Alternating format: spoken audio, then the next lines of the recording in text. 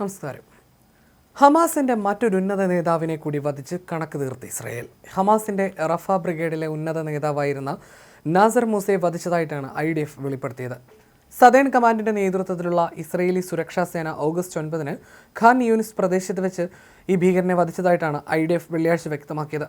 ഹമാസിന്റെ സൈനിക നിയന്ത്രണ വകുപ്പിന്റെ തലവനായി മൂസ പ്രവർത്തിച്ചിട്ടുണ്ടെന്നും യുദ്ധസമയത്ത് IDF സേനയ്ക്കും ഇസ്രായേലി പൗരന്മാർക്കുമെതിരെ ഭീകരപ്രവർത്തനങ്ങൾ ആസൂത്രണം ചെയ്യുന്നതിലും നടപ്പിലാക്കുന്നതിലും ഉൾപ്പെട്ട ബ്രിഗേഡിലെ ഭീകരർക്ക് പരിശീലനം നൽകുന്നതിന് ഇയാൾ ഉത്തരവാദിയായിരുന്നുവെന്നും IDFും ഷിൻബെറ്റും സംയുക്ത പ്രസ്താവനയിൽ പറഞ്ഞു. ഹമാസിന്റെ റഫ ബ്രിഗേഡിലെ സൈനിക നിയന്ത്രണം, രഹസ്യാന്വേഷണം എന്നിവയ്ക്ക് നേതൃത്വം നൽകിയിരുന്നയാളാണ് നാസർ മൂസയെന്നും IDF പറയുന്നു. കഴിഞ്ഞ ആഴ്ച ഖാൻ യൂനിസിലെ ഹമാസിന്റെ റോക്കറ്റ് സംഭരണ കേന്ദ്രത്തിൽ ഇസ്രായേൽ ആക്രമണം നടത്തിയിരുന്നു.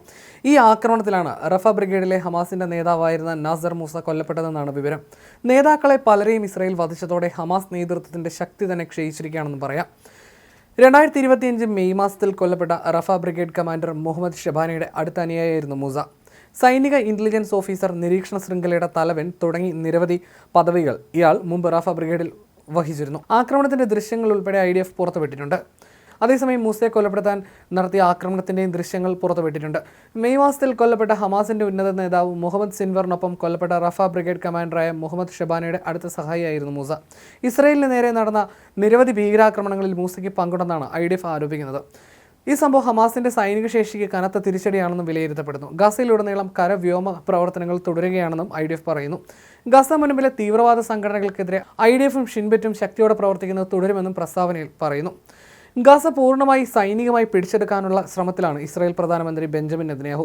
യുദ്ധമേഖലകൾക്ക് പുറത്തുള്ള സാധാരണക്കാർക്ക് മാനുഷിക സഹായം നൽകുമ്പോൾ തന്നെ ഗസ നഗരത്തിന്റെ നിയന്ത്രണം ഏറ്റെടുക്കാൻ ഇസ്രായേൽ സൈന്യം തയ്യാറാകുമെന്ന് നെതന്യാഹുവിന്റെ ഓഫീസ് പ്രസ്താവനയിലൂടെ പറഞ്ഞിരുന്നു. ഗസ സിറ്റി പിടിച്ചെടുക്കാനുള്ള തീരുമാനമായി മുന്നോട്ട് പോകാൻ പലവിധ തന്ത്രങ്ങളാണ് ഇസ്രായേൽ ഒരുക്കുന്നത്.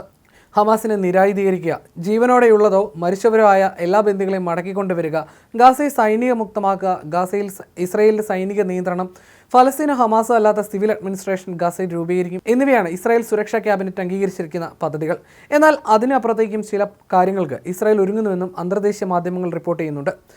ഹമാസിനെതിരായ 22 മാസത്തെ ആക്രമണത്തിൽ തകർന്നടിഞ്ഞ ഗാസയിൽ നിന്ന് ഫലസ്തീനികളെ കൂട്ടത്തോടെ കുടിയൊഴിപ്പിക്കാനുള്ള ശ്രമങ്ങളാണ് ഇസ്രായേലിന്റെ അണിയറയിൽ എന്നാണ് റിപ്പോർട്ട്. ഇവരെ കിഴക്കൻ ആഫ്രിക്കൻ രാജ്യമായ ദക്ഷിണ സുഡാനിൽ പുനരധിവസിപ്പിക്കുന്നതിനുള്ള സാധ്യതയെക്കുറിച്ച് ഇസ്രായേൽ ചർച്ചകൾ നടത്തി വരുന്നതായും അന്താരാഷ്ട്ര മാധ്യമങ്ങൾ റിപ്പോർട്ട് ചെയ്യുന്നു.